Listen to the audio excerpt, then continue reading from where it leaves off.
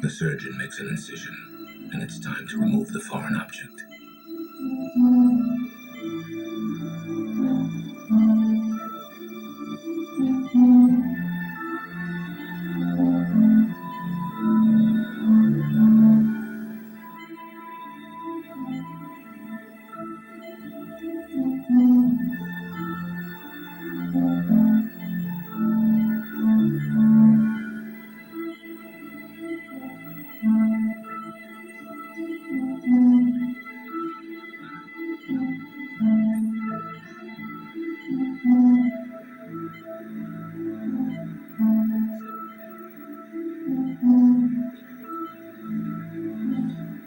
The object is dark, almost black in color.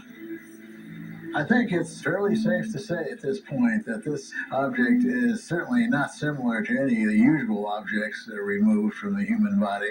This is one of the most unusual objects that I've seen in 34 years of medical practice.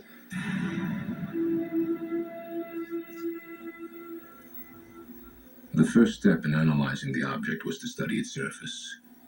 To do that, it was examined through a scanning electron microscope. This allowed for it to be magnified up to 500 times its actual size. The object appeared to be predominantly iron, perhaps a small fragment of a steel knife or tool.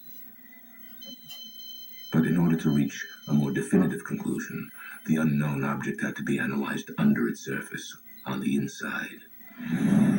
For that process, it was brought to the University of Texas in San Antonio. It looks like it might be an iron oxide.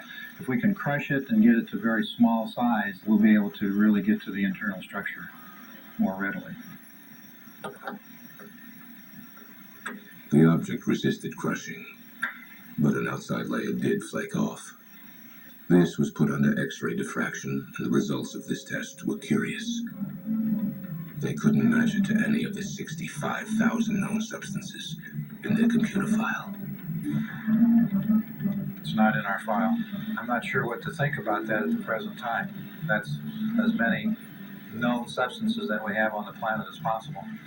According to the lab's official report, if the material analyzed is indeed iron, it lacks any internal ordered arrangement of atoms or ions.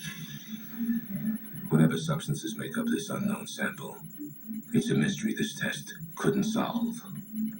The combination of these elements could be put together by nature, they could have been put together by man, or they could be put together with a different type of physics that we have little knowledge of. This is an extraordinary discovery. Why can't it be identified? It just confirms for me that this abduction phenomenon and now implant phenomenon must be taken seriously and studied.